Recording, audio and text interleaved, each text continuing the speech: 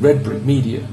High quality CDs, DVDs, lectures, khutbah, conferences and Quran recitations. All revenue generated supports our dawah work, supported by visiting our store. You can now purchase directly from our site www.redbrickmedia.co.uk. غرباء غرباء غرباء غرباء. Afat, and in Surah Iqtarabat or Surah Al-Qamar. And finally we have Surah Nuh, a surah that was named after him. Now there is a ishkal that I want to bring to your attention, and we don't want to spend too much time on this, but it's connected to our aqidah, and we want to shed light on this Nabi. We can't deal with everything here, but I think this is important. There is some ishkal with Nuh, and that is because the Prophet ﷺ has informed us in an authentic hadith, Al-Bukhari Muslim. He said, "Utitu khamsan lam yu'tahunna ahadun qabli." I have been given 5 things. No other prophet was given these 5 things before me. He went on to mention them. The last thing that he mentioned, he says, sallallahu alaihi wasallam, وَكَانَ النَّبِيُّ يُبْعَثْ إِلَى قَوْمِهِ خَاصَّةً وَبُعِثْتُ إِلَى النَّاسِ عَامَّةً. He said, in the past, every single Nabi, every single Rasul, they were sent to their people specifically, but I was sent to all of the people. So the Prophet of Islam sallallahu alaihi wasallam is the Nabi to the Ajam and the Arab. He's sent to all of the people. He's sent to all of the jinn. No other human being, no other prophet, no other messenger shares with him in that point. But we have this issue with Nuh. It causes a little bit of a problem. And that is that Allah Ta'ala destroyed everyone on the face of the earth during the time of Nuh, as we're going to deal with insha'Allah Ta'ala. When Nuh gave da'wah to his people, and they rejected his call, and they rejected his da'wah, he made dua to Allah Ta'ala, and the dua is clear. And it's clear from what the Quran says. He said, Sallallahu alayhi wa sallam, وَلَا تَذَرْ عَلَى الْأَرْضِ مِنَ الْكَافِرِينَ دَيَّارًا. Oh Allah, don't leave a single kafir on the face of the earth. Don't leave a single kafir on the face of the earth. So when Allah Ta'ala sent the tufan or the deluge, the flood, he destroyed everyone from Bani Adam. Now the question's coming, what about that ayat in the Quran in which Allah Ta'ala talks about himself? And he says, and this is a principle with Ahl Sunnah, وَمَا كُنَّا مُعَذِّبِينَ حَتَّى نَبْعَثَ رَسُولًا. We will not punish a people until we send to them a messenger. Allah Ta'ala does not punish people until the hujjah, the dalil, the burhan is established. If someone does something out of ignorance, he's not responsible. So this ayat clearly indicates that if a person didn't hear the message of the Rasul or the Nabi, he's going to be excused Yawm al-Qiyamah. So how and why did Allah Azza wa Jal destroy everybody on the face of the earth when the Messenger of Allah, Rasulullah Sallallahu Alaihi Wasallam, he's the only one who was sent to everyone from Bani Adam?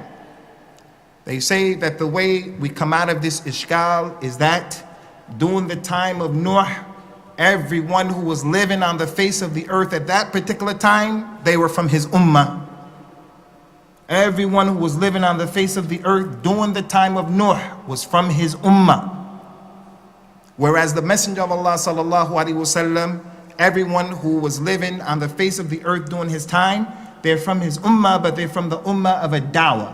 Those people who he gave dawah, and the dawah should have and could have and possibly reached everyone. But the ummah of al-istijaba, that's the people who believed in him, sallallahu alaihi wa ala alihi wasallam. It shouldn't be misunderstood that the population of the world during that time is like the population during this particular time.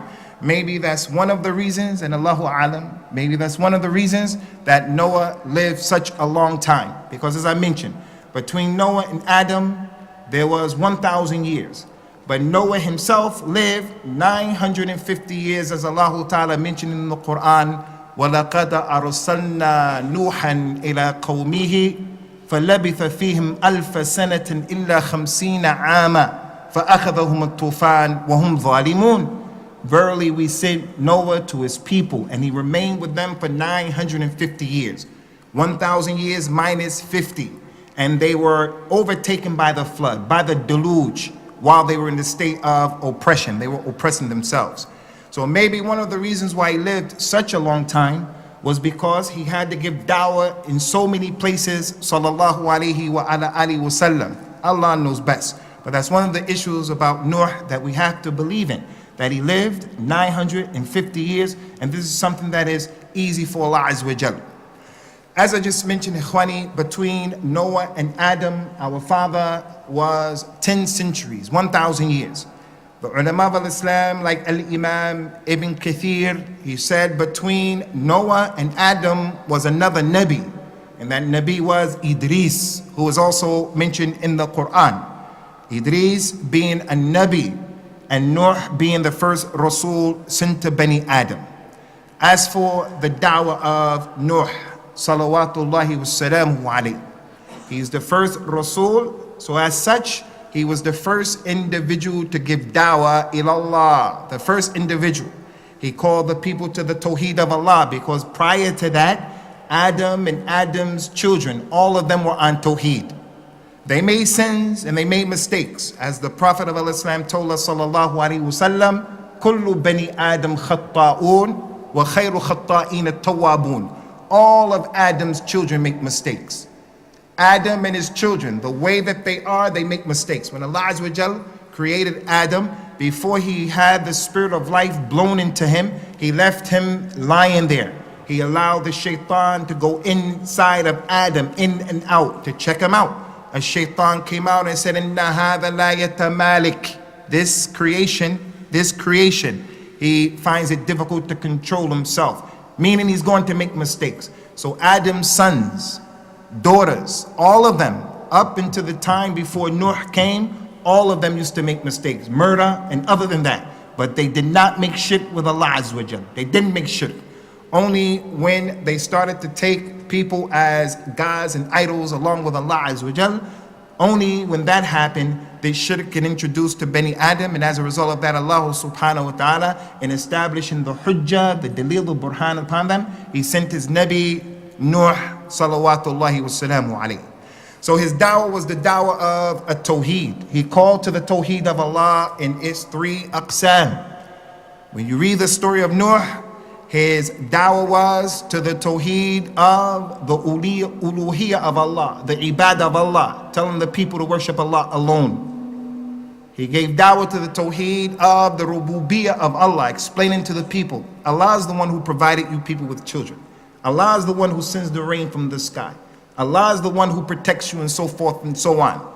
And he called people to the tawheed of the names and the attributes of Allah Ta'ala by informing them that Allah was Ghaffar, that Allah subhanahu wa ta'ala was the Ahkumul Hakimeen, and other than that. He also invited the people to Al-Ittiba'. Al-Ittiba', it means to follow the messenger. And that was the da'wah of all of the people who came after Nuh. Their da'wah was to the tawheed of Allah Azza wa Jal and to Al-Ittiba', indiscriminately and unconditionally obeying the messenger, obeying the Rasul of that particular time. Allah Ta'ala mentioned in the Quran in a number of places concerning his story that he said, Inna arsalna Nuhan ila qawmihi an anzir qawmaka min qabli an ya'tiyahum adhabun alim. Qala ya qawmi inni lakum nadhirun mubin an i'budu Allah wattaquhu wa'ti'uni yaghfir lakum min dhunubikum wa yu'akhirkum وَيُؤَخِّرُكُمْ إِلَى أَجْلٍ مُسَمَّى إِنَّ أَجْلَ اللَّهِ إِذَا جَاءَ لَا يُؤَخَّرُ لَوْ كُنْتُمْ تَعْلَمُونَ. And remember, we sent to Noah, we sent to his people their brother Noah. We sent Nuh to them. And we told him, Noah, go to your people and warn them of a grievous punishment that's going to befall them. So he went to them and he said, oh my people, verily I am a nadhirun mubin. Now this is important. I am a nadhirun mubin. I am a clear warning to you. I'm warning you. Allah has sent me to you as a nadhirun mubin, that you should worship Allah and have the taqwa of Allah, and that you should follow me, sallallahu alaihi wasallam, al-ittiba'. He called to that with ikhlas. Allah Ta'ala mentioned in another ayat of the Quran that he said, Ya qawmi i'budullaha ma lakum min ilahin ghayruhu. O my people, worship Allah alone. You have no other God who deserves to be worshipped along with Allah Azza wa Jal. So he called the people to Tawheed. And in calling them to Tawheed, he had ikhlas, sallallahu alaihi wasallam, as all of the anbiya and all of the rasul had ikhlas. And the reason why I bring that out is because this is a characteristic of the anbiya. They had no issues with having any pride within themselves, trying to call the people to themselves, trying to call the people to other than Allah. And this is why we find in many of those ayahs and surahs that talk about the story of Noah, it's mentioned over and over and over again that he said to his people, sallallahu alaihi wasallam, la as'alukum alayhi mala in ajriya illa ala Allah. I don't ask you people for any money. I don't ask you for any reward. My reward is with and from Allah subhanahu wa ta'ala. And calling them to a tawheed, he called them to tawheed all of those years. And he just didn't stand before the people, ikhwani, and he said to them the tawheed al-rububiyyah, the tawheed al-uluhiyyah, the tawheed of Allah's asma wa sifat. He was a person who had a lot of tanawwa. He called the people and he just wasn't in one way. And if you were to read his story and you were to study his story, you see the wisdom in Noah's flexibility in giving dawah to Allah, which is something we should embrace and take on board. In educating our children, in giving dawah to our relatives, in giving dawah to non-Muslims, you can't just always go to the people the same exact way. We gave a class before, a khutbah, about the hadith of the Prophet sallallahu alaihi wasallam when he said, "Inna min ash-shajar shajaratan la yasqutu warquha, hadithuni ma hiya, fa innaha mithlu mu'min." The hadith that he said that the believer is like a tree. What tree is that?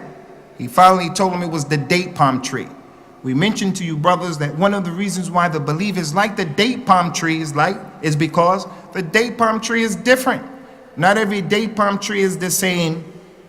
Not every date palm tree is the same. So the believers are different. There's an individual that needs dawah in a soft way. There's another individual who needs dawah in a way that requires a little bit of toughness, being stern, severe. Sometimes the dawah comes as a result of just looking. Other times dawah comes as a result of giving money, or whatever the case is. Nuh, salawatullahi wassalamuhu alayhi, started this sunnah when we read his story of the Quran. He mentioned Allah Ta'ala about his dawah. قال رب إني دعوت قومي ليلا ونهارا فلم يزدهم دعائي إلا فرارا. He said, "Oh my Lord, verily I gave dawah and I called my people in the daytime and I called them in the nighttime. I called them in the daytime, I called them in the nighttime. وَإِنِّي كُلُّ مَا دَعَوْتُهُمْ." He said every single time that I used to call them, and he went on to explain what was the response of the people. But the point here is, Allah subhanahu wa ta'ala told us about all of the different efforts of Noah. That he called his people in the open, he called his people in secret. He just didn't keep the dawah in one way. And if anyone wants to make the dawah just in the same way, no matter what people invite us to go lecture them about in the university, in another masjid, no matter what they say that the title of the lecture is going to be, we have to always connect it to the tawheed of Allah. We have to always connect it to the importance of al-ittiba', to the danger of innovation, to the importance of following the sunnah, no matter what it is. But it doesn't make sense you're going to give a lecture in a place where the people are opposed, for an example, to a tawheed, whether they realize it or not. So the young person who's in the community, he wants to bring someone in to give dawah in his masjid. So he gives the title, the dawah of Muhammad ibn Abdul Wahhab. If the community hears that, they're not going to come up. They're not going to show up. So you don't have to give those types of titles to the issue. You can give a title that is going to bring the people in, but you have to make sure that the speaker is going to always bring it back to that center. The center of the importance of a tawheed, the importance of following the sunnah, the danger of innovations, and so forth and so on. Concerning the dawah of Nuh, salawatullahi wassalamuhu alayhi, his people responded to his dawah in that the vast majority of them rejected the dawah. They rejected the clear dawah of Nuh. Allah subhanahu wa ta'ala mentioned in the Quran, فقال الملأ الذين كفروا من قومه ما نراك إلا بشر مثلنا وما نراك اتبعك إلا الذين هم أراذلنا بادي الرأي وما نرى لكم علينا من فضل بل نظنكم كاذبين.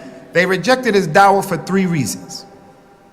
Allah said in this ayah, those people who disbelieved from the rich people of Noah, they said to Noah, we are not going to believe in you, we're not going to follow you because number 1, we see you as a human being. You're a human being. Number 2, we see that the only people who follow you and believe you are the weak and the despised and the lowly people in the society. So that's an indication that you're wrong.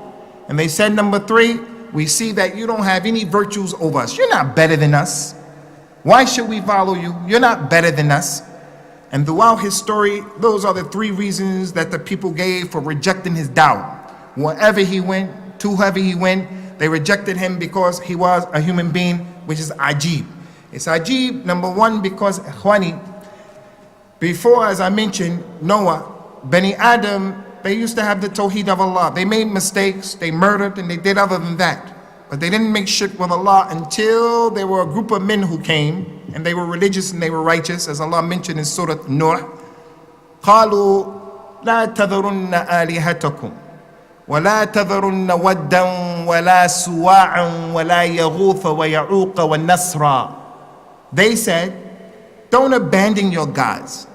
Don't abandon these 5 righteous men who are your gods. And he went on to name them.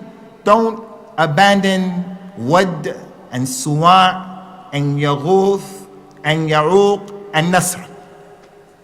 They were 5 righteous men who lived during the particular time, and they were really close to Allah. They were from the awliya of Allah. When they died, Shaitan came to the people and said, make statues out of them and make pictures out of them and hang them up in the clubhouse. Every time you see them, they'll remind you of being righteous. So the people did it. Their niyat was a dhikr. Their niyat was an ibadah. And every innovation starts off like that. It starts off being something simple, something that even makes sense. And then it turns into a big issue. So they made the statues and they made the pictures. When the people manufactured them and made them, when they died, a shaitan came to the people and said, your mothers and your fathers used to worship them. So they started worshiping them. Now this is the ajib thing. The ajib thing is that when Noah came to his people and he was a nadhiru mubin, the people said, we're not going to accept your dawah because you're a human being. But at the same time, they thought it was okay to take human beings and to set them up as worship. And this is from the contradiction of shirk and kufr. The people of Ibrahim, when Ibrahim broke their idols, they said amongst each other, Ansiru al-alihatakum, help your gods. If you have to help your God, then there's a problem.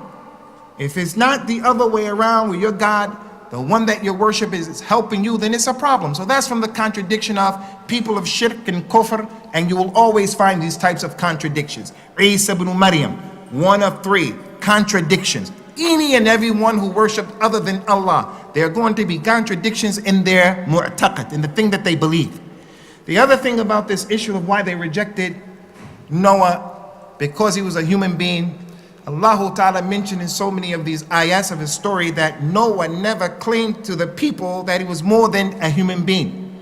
He said in one of the ayahs in Surah Hud, وَلَا أَقُولُ لَكُمْ عِنْدِي خَزَائِنُ اللَّهِ وَلَا أَعْلَمُ الْغَيْبِ وَلَا أَقُولُ إِنِّي مَلَكٍ. I never said to you people that I am in control of all of the treasures of Allah.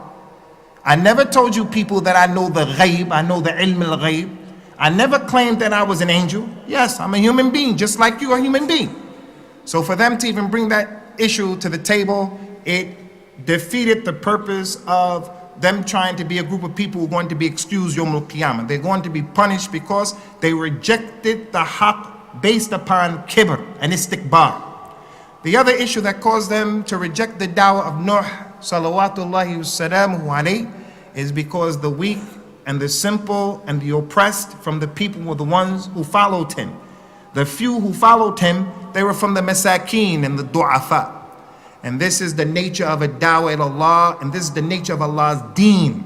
And this is important that we pay attention to this point. And what was collected by the Imam al-Bukhari and Muslim, When Abu Sufyan radiallahu anhu was a non-Muslim and he went to the court of Hiraqal in order to get the Muslims in trouble, Hiraqal, being from Ahlul Kitab, he asked Abu Sufyan, who follows this man? Who follows this Nabi? Abu Sufyan informed him, it's the weak and it's the oppressed of Mecca. Hiraqal said, yes, this is how it is with the prophets and the messengers. The people are weak and oppressed. In every society, when the truth comes to them and the religion comes to them, it's easy for them to embrace. As for the people who have a lot of money, and this is one of the fitnas of having a lot of money, more problems. You have to worry about, what about my job? What about my position? What about my power? What about this? What about that? Whereas the weak person, the miskeen person, the da'if, he doesn't have anything other than to believe in Allah. Especially when the messenger is an-nadhiru mubin, who brings the haqq. It's easy. This society, the ruling class who rule us, we struggle to pay rent, to pay council taxes, to pay our bills, and they take money from us so that they can buy all of these other homes and play all of these games. Those people, when the religion of Islam comes and says, this is unfair, they're going to be the first one to oppose the truth. Where people were masakin, du'afa, they're going to listen to and obey the call of justice because it's in their best interest. So that was not and is not a justified reason to reject the truth. Another issue, ikhwani, and the word that was used by the people of NUH is that they said, مَا نَرَاكَ اتَّبَعَكَ إِلَّا الَّذِينَ هُمْ أَرَاذِلُنَا بَادِيَ الرَّأْيِ. The people who follow you, Noah, they're the people who are badi ar-ra'i. The people who, as soon as you say something to them, they don't weigh it and judge it. They just accept it, as if they were indicating that the people who believed in Noah were ignorant, not like them, intelligent, philosophical. But in reality, this is a praiseworthy thing for those people who believed in Nuh, because he was the Nadhiru Mubin, which meant that he came with the dawah that was clear, because one of the characteristics of the Anbiya is that they're very clear in what they said. So the fact that the people didn't argue back and forth is something that points and shows them in a good light. It shows them in a good light. One of the reasons Abu Bakr radiallahu anhu is the best of this ummah is that he was one of those individuals who, despite his prestige, despite his money, when the Prophet came to him sallallahu alaihi wasallam and started giving dawah, Abu Bakr did not ask any questions. He didn't oppose. There were people who opposed. Umar opposed. Abu Sufyan opposed. Different companions opposed. Abu Bakr radiallahu anhu, he heard the dawah and immediately he believed and he supported right away. He's the best of this ummah. There were different shades of companions. Some who opposed very seriously, some who just waited to see what was going to happen, and then there were others who they embraced when it became clear who was going to win and who was going to be on the upper position between the two groups. But when they all embraced Islam and the Prophet died, sallallahu alaihi wasallam, and then it was time to choose a Khalifa, no one opposed what was clear, that Abu Bakr radiallahu anhu was the best of the ummah, because the dalil pointed to that. The issue was clear. So when people embrace the truth quickly because of their conviction due to the clarity of the issue, this is not something that people should blame them for. So the people of Nuh, salawatullahi wassalamuhu alayhim, shouldn't be blamed because of that particular issue. The other point that we wanted to mention concerning that aspect of the dawah of Nuh is that in all of those stories in Nuh, ikhwani, and it was mentioned for us to pay attention to this, in all of those stories, Allah Ta'ala brought this issue out in all of those stories that the people wanted to listen to Nuh, but they used to tell him, we're criticizing you because of these people who are weak and poor. The same thing happened with Rasulullah sallallahu alayhi wa alihi wasallam. The rich people of Medina, from the munafiqeen and the kuffar, they told him, we'll listen to you, Ya Muhammad. We're going to give you our ears and we're going to give you our hearts, under the condition that you tell these people like Bilal and Abdullah ibn Mas'ud, you tell these people to get away and give us the opportunity where we can have a majlis or an assembly where we can just sit with you and listen. We don't want to smell them, we don't want to see them. The Prophet ﷺ contemplated the proposition. He thought about it, not because he was against them, but he thought, if these people become Muslims, it's going to help everyone. Allah Ta'ala revealed a number of ayat, like the ayat in Surah Al-Kahf. وَاصْبِرْ نَفْسَكَ مَعَ الَّذِينَ يَدْعُونَ رَبَّهُمْ بِالْغَدَاةِ.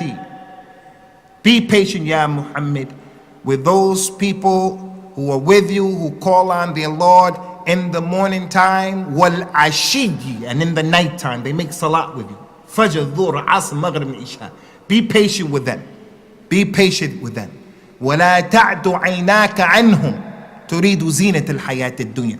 Don't let your eyes pass them by to pay attention to these non-Muslims, to pay attention to these noble people at the expense of treating these people bad. So we learned the lesson from that. We have to stick by one another, especially when the non-Muslims try to divide us. And we have to support particularly the du'afa and the masakeen from amongst us. Nuh made this statement over and over and over in his story throughout the Quran. مَا أَنَا بِطَارِدِ الَّذِينَ آمَنُوا إِنَّهُمْ مُلَاقُ رَبِّهِمْ وَلَكِنِّي أَرَاكُمْ قَوْمٍ تَجْهَلُونَ. He said, I am not going to expel those people who are believers with me. I'm not going to expel them because of you. They are going to meet their Lord. I see you people as a people who are ignorant. In another ayat he said, Ya qawmi, wa man yansurni min Allah in tarattuhum. Afala tadhakkarun? Oh my people, who's going to help me against Allah? Who's going to help me if I put them away and expel them for you? Who's going to help me against Allah? Don't you have any sense? Another ayat. وَلَا أَقُولُ لِلَّذِينَ تَزْدَرِي أَعْيُنُكُمْ لَنْ يُؤْتِيَهُمُ اللَّهُ خَيْرًا اللَّهُ أَعْلَمُ بِمَا فِي أَنفُسِهِمْ إِنِّي إِذًا لَمِنَ الظَّالِمِينَ. He said, I am not going to say to those people who your eyes despise them and you look down on them. I'm not going to say to them, Allah is not going to give you people any good. If I were to do that, then I would be from the oppressors. Throughout his story, this issue comes over and over and over again to inform us. We have to support one another. Now, why do we mention this? Why do we mention this? We mention this and we emphasize it because during this time, we have these people in this city, in this country. As you know, we had some du'at who tried to come into this country, moderate Muslims who called to the Kitab and the Sunnah. Zakir Naik, Bilal Phillips, qualified, competent people in their own right, calling to the Kitab and the Sunnah, effective. They're against terrorism. They're against those things that the religion of Islam is against, that these people are sensitive. They're sensitive to. They're against those issues. Yes, it is a fact that they've made statements that were better that they shouldn't have made, but they were taken out of context, or they said those things a long time ago and they've since that time recanted. So we've benefited. Who didn't make those mistakes? Now we're sensitive to the fact that in giving dawah to Allah, you can't say anything. You can't make any kind of joke at the expense of the dawah. But in terms of calling these people terrorists or radical, it's not fair. But who's the one? Who are those Muslims who are being the ones who are most aggressive in advising the government, don't let these people in? They're from the Muslims themselves. The Muslims who like the yarmi, the Muslims who like the khatam. They're the ones who, because of the hatred for at-tawheed, to the point and the degree, Muslims believe in this country, our relatives, that if you took the book Kitab al-Tawheed by Muhammad ibn Abdul Wahhab, that book is not the Quran, but one of the reasons why it's a really good book is because the points that he makes in each chapter is mostly supported by the Quran and the Sunnah. But only the Quran is infallible and without any blemish. But that book, Kitab al-Tawheed, easy to understand and is supported by the Dalil. There are some people from the Muslims who believe if you were to urinate on that book will make your urine najis, because of their hatred for Tawheed to that degree. They want shirk and they want kufr. So if there's a person who's giving dawah to Tawheed, then they find that that's a threat, and they tell the people who are in charge of making policy here, don't let this one in and don't let that one in. And this is not from the dawah of the Anbiya in al-Islam. This is not from the dawah of the Anbiya of al-Islam. The da'wah of the Anbiya of al-Islam is that the people of Tawheed and the people of the Sunnah and the people of al-Islam, they stick together. That doesn't mean that we allow shirk and kufr and dhulm and bid'ah, that thing to take place. but we advise each other and we don't lie on one another. It's not permissible, ikhwani, in order for you to get your papers, in order for you to get out of trouble, in order for you to settle a score with your Muslim brother, to go to the non-Muslims and say, this person is a terrorist, this person is a radical, and you're lying. It's not permissible in the deen of Allah Azza wa Jal. So this page should be taken and borrowed from the story of Nuh salawatullahi wa salamuhu alayhi. In addition to that, we find from the story of Nuh salawatullahi wa salamuhu alayhi a tremendous amount of sabr. A tremendous amount of sabr. 950 years giving da'wah in Allah. And as a result of that, he's been made one of the 5 major messengers. They're called the Ulul Azm, the 5 determined messengers. And Allah has commanded all of us, He commanded the Prophet sallallahu alaihi wasallam and his followers, وَاصْبِرْ أو فَاصْبِرْ كَمَا صَبَرَ أُولَى الْعَزْمِ مِنَ الرُّسُلِ. Be patient, the way those major determined prophets were patient. And they are Noah, Ibrahim, Isa, Musa, and Muhammad. They were mentioned in detail in the Quran. As I mentioned to you, Noah mentioned in detail, 10 surahs, and mentioned in many, many ayat just by his name or references being made concerning him. He had a tremendous amount of sabr. From what Allah Ta'ala mentioned concerning his sabr is that he said to him, وَيَسْنَعْ, or he said about him, وَيَسْنَعُ الْفُلْكِ كلما مر عليه ملأ من قومه سخروا منه قال إن تسخروا منا نسخر منكم كما تسخرون.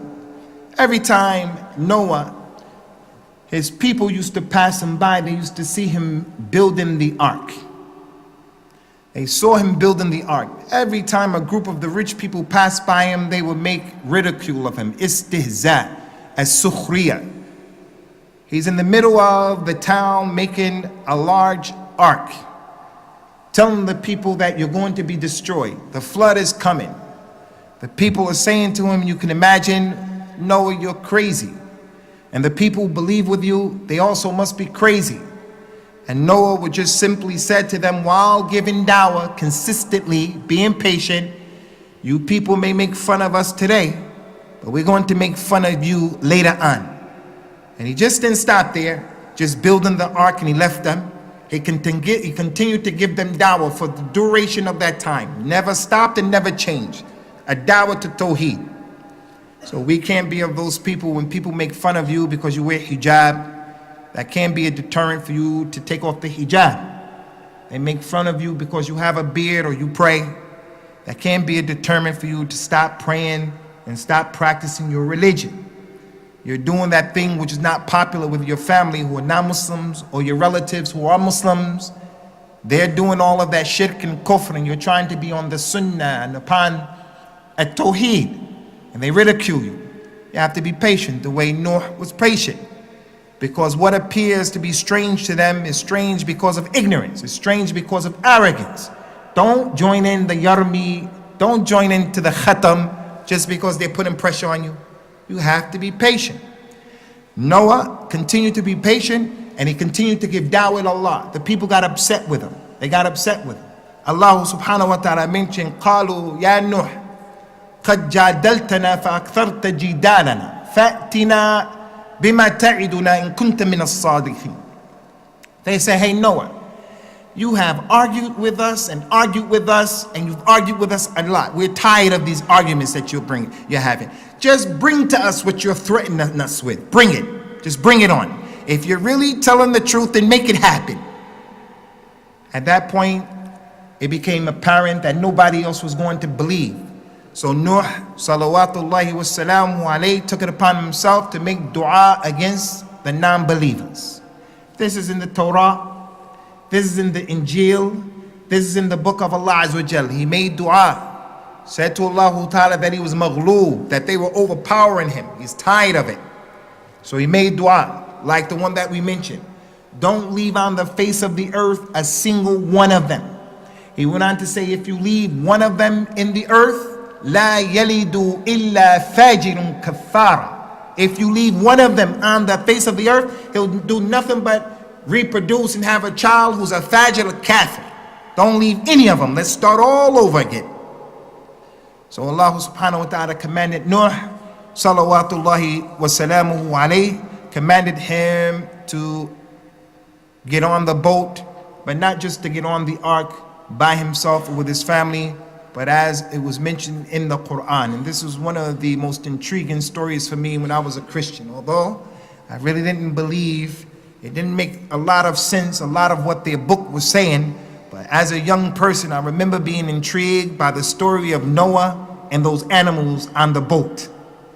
Allah Ta'ala mentioned in the Quran, قُلْ نَحْمِلْ فِيهَا مِنْ كُلِّ زَوْجَيْنِ اثْنَيْنِ وَأَهْلَكَ إِلَّا مَنْ سَبَقَ عَلَيْهِ الْقَوْلُ وَمَنْ آمَنَ وَمَا آمَنَ مَعَهُ إِلَّا قَلِيلٌ. We said to him, Noah, get on the boat, ride the boat, and carry with you 2 species of all of the animals, and carry with you those who believe from your family, except those who was written would not believe. And none believed with him except a few. It was the minority of Bani Adam who believed in Nuh, who believed in his dawah. Another clear indication, Ikhwani, that the majority are not a dalil, it's not a proof that the thing is the truth in the deen of Allah subhanahu wa ta'ala. So he took 2 species of every single animal in Allah's creation, which can give you an idea of the magnitude and the size of the ark, and the time that it must have taken for him to build that particular ark. Now what's really crazy is those people who, they missed the point, like in Surah Al-Kahf. The people want to debate about the Ashabul Kahf. Were they 3 and the dog made 4? Were they 5 and the dog made 6? Were they 7 and the dog made 8? That's not the point. The point is that Allah made them go to sleep for all of those years, and then He brought them back to life again. Yawmul Qiyamah can happen, will happen. That's the point. The point is that they were young and they escaped and made hijrah for their deen. That's the point. The point is not what kind of dog was it that was at the mouth of the cave. Was it a German Shepherd? Was it a Doberman? Was it a Pit Bull? Was it a Poodle? That's not the point. And people debate and write books about what was the dog with the people of Kahf. Noah, what was his full name? Noah ibn Hu ibn Hu. That's not important. And where are you going to get that information from where we can really believe it? Where are you going to get it from? Why waste a lot of time mentioning that? The point here is the sabr of Noah, the ability of Allah, being with the right group. The point is not, as some people discuss, did Noah bring the food for each animal and each species that was on the boat? How did the animals coexist in the boat? Wouldn't the lion be upset with the sheep? And what about where were the frogs and where were the turtles? Ya akhi, that's not the point. The point is the sabr of Nuh. Ya akhi, don't be on your stomach like that. So Allah subhanahu wa ta'ala has mentioned that in the book, that he took, sallallahu alayhi wa sallam, 2 species of everything, which also goes to show, that a man is complimented by his wife and the wife is complimented by the man. من تزوج فقد استكمل نصف دينه فليتق الله في النصف الآخر. The person who gets married, he has completed half of his deen. Let him fear Allah in the other half. So the person who's not married, he has to get married in order to be a complete person, man or woman, because the species, the way that Allah Ta'ala has created Bani Adam, the sunnah of Allah is that they get married. And as he mentioned in the Quran, sunnatullahi fil ladina khalaw min qabl walan tajida li sunnatillahi tabdila.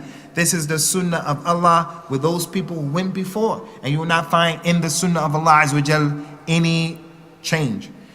The boat that Noah was on, it's really important that we point out as well, Ikhwani, that the flood was a serious flood. Allah Ta'ala mentioned that the water came from the sky, and there was a torrential rain that came down from the sky all over the place.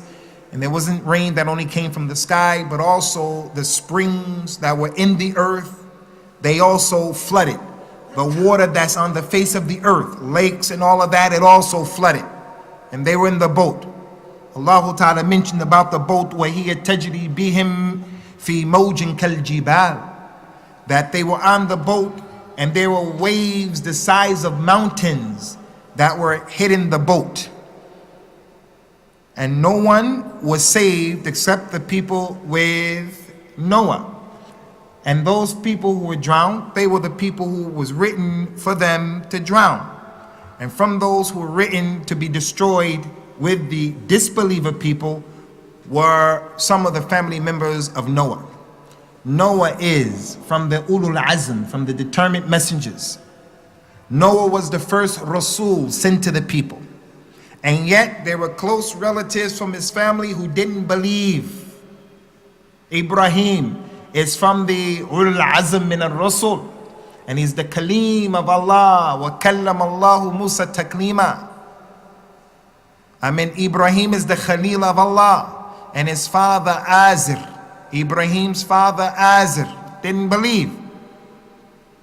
So we go overboard as well. There are those people, the people, the Yarmi, the Khatam people, this thing that the people go overboard in. They can't accept what the Prophet says, sallallahu alaihi wasallam, what Allah has established.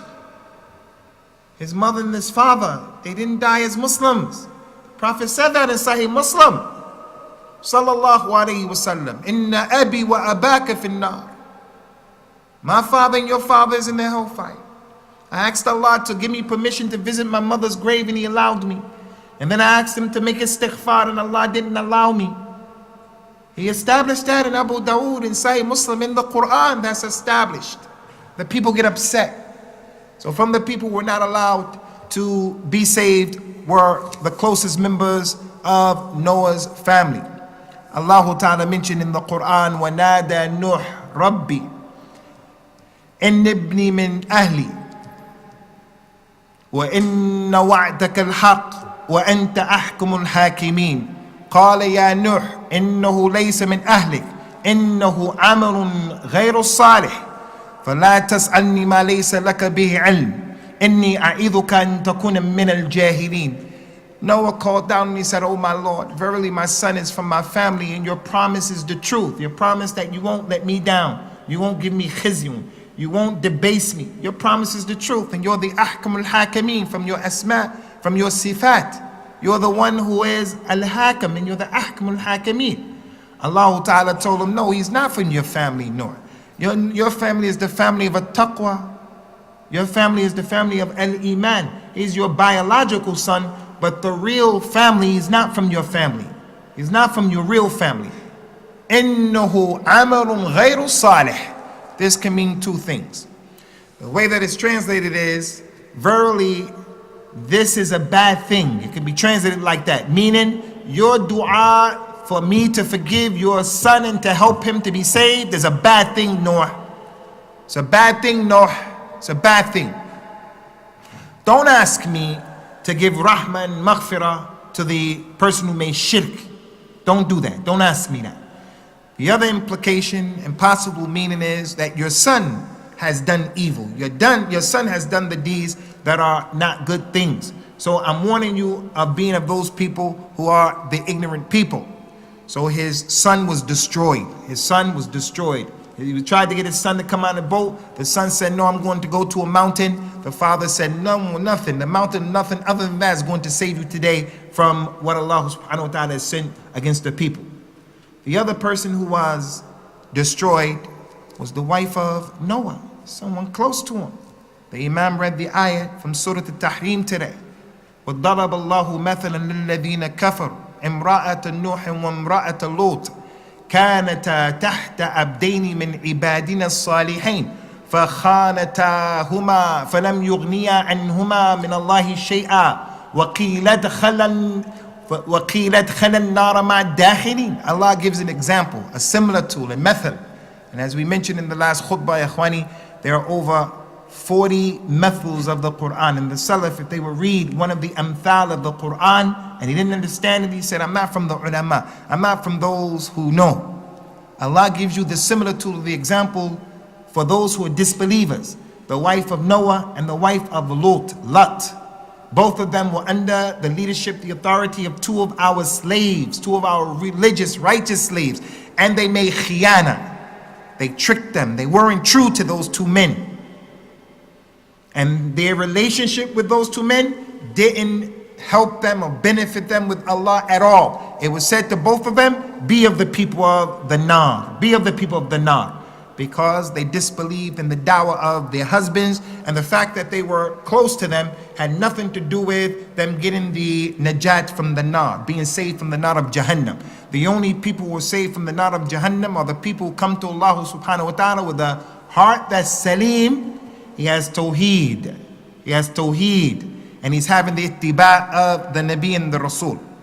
The story about Noah and his ark, one of the great scholars of Al-Islam, Al-Imam Abu Abdullah, Anas ibn Malik, radiyallahu anhu. Al-Imam Malik ibn Anas. Al-Imam Malik from the four madhahib. Al-Imam Malik, not Anas ibn Malik, the companion. Al-Imam Malik, he said about the sunnah of Rasulullah sallallahu alayhi wa sallam, as-sunnatu kasafinat an-nuh, man rakibaha naja, wa man a'rada anha gharaqa. The sunnah, being a person who does things in accordance to the sunnah and being upon the sunnah, the correct aqeedah of the sunnah of the Prophet ﷺ is like the ark of Noah. Whoever rides it, whoever takes the sunnah, he's going to be saved. Whoever forsakes it and abandons the sunnah, he's going to be drowned. He's going to be drowned. And that ayat that we mentioned, the boat, the ark, it was being hit by waves the size of mountains. The size of mountains. But the people who were on the earth in the ark, they were saved. The way it was built protected them from what was a trial for them. The sunnah of the Prophet is the same way, sallallahu alayhi wa sallam. The waves of fitan that are going on, whatever the fitan happen to be, whatever they happen to be, the fitna of the people being against the deen of Allah, trying to shut down the deen of Allah, trying to get people to acquiesce and change the meaning and the reality of Al-Islam. The sunnah helps you. The fitna of the relationship that you have, marital relationship, knowing what to do based upon the sunnah, it's going to help you, it's going to save you. Whatever the fitna happens to be, the fitna of the ikhtilaf, the fighting, the infighting between the Muslims. It wasn't only the Khatam Yarmi people who tried to get these people in trouble. There are people who claim a Salafiyah, who took those people's words out of context, and the first khutbah that they were making was, look at what this man is saying. We told the authorities that this man is a radical. SubhanAllah. We understand the newspapers saying that, but we don't understand people who are supposed to be fair and just putting those things out there in that type of a way. The sunnah helps you understand how to take the sheikh's position, how not to take the sheikh's position, how to be with people, how not to be with people, and so forth and so on. So Imam Malik, rahimahullah ta'ala, was spot on the mark when he made that comparison, radiyallahu anhu, wa rahimahullah subhanahu wa ta'ala, and it shows from the clarity and the benefit of the words of Imam Malik concerning those many statements that he used to make concerning the minhaj as-salafi, and how he used to encourage the people to be upon the sunnah. So I encourage all of you brothers and you sisters as well to go back to those 10 surahs specifically and to read in detail about the da'wah and the story of the Nabi of al-Islam, Nuh. There's another book has been translated into English. Not everything in the book is authentic, but for the most part it's a good book, give you a good overall view of what happened, because it was written by a great scholar of al-Islam, a muhaddith, Al-Imam ibn Kathir, the one who put the tafsir together, Tafsir ibn Kathir, and that book is called The Stories of the Prophets, Qasas al-Anbiya, the stories of the prophets. Not everything in there is authentic, but again, he brings those ayat and he makes mention of a lot of the issues that we need to know about concerning the da'wah of the first Rasul of al-Islam, Nuh, salawatullahi wa salamuhu alayhi wa ala nabiyyina kadhalik. هذا وصلى الله وسلم على النبيين وعلى آله وأصحابه أجمعين والسلام عليكم ورحمة الله وبركاته.